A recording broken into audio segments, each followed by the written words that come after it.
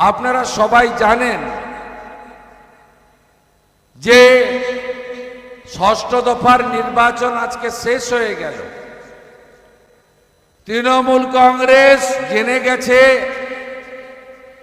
এই নির্বাচনে তারা কার্যত পরাজয়ের দিকে এগিয়ে যাচ্ছে।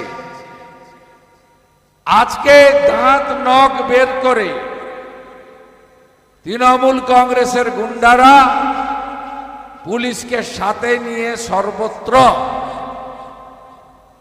গণতন্ত্রকে ধ্বংস করার জন্য যা যা করার চেষ্টা করেছে।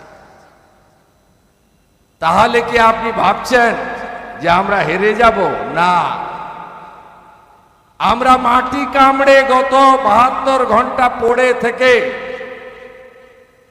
আজকে সব আসনে তৃণমূল কংগ্রেসকে হারিয়ে আমি আপনাদের এখানে এসেছি।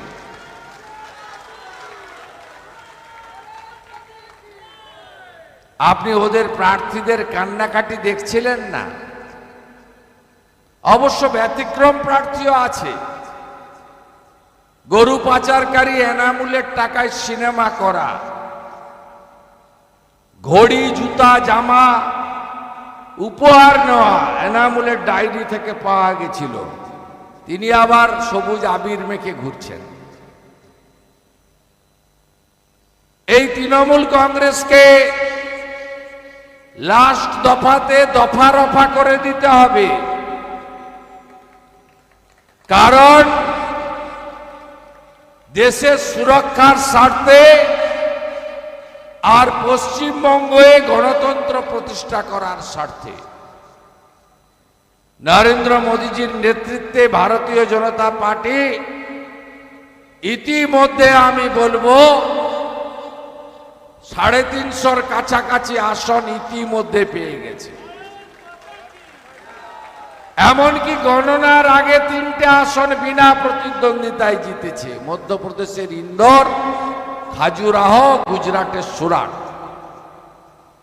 মোদিজিকে কেউ রুখতে পারবে না। তাহলে কেন সুদীপ বন্দ্যোপাধ্যায়কে আপনারা এখান থেকে পাঠাবেন? কেন মোদিজির আশীর্বাদ ধন্য প্রার্থী তাকে কেন আপনারা জেতাবেন না? মোদিজি নিজে উত্তর কলকাতার প্রচারে আসবেন 28 তারিখে। তাই নরেন্দ্র মোদিজির কাছে সঠিক যোগ্য সাংসদকে পাঠিয়ে আমরা উত্তর কলকাতা, আমাদের সবচেয়ে পুরনো কলকাতা, এর ঐতিহ্য আছে,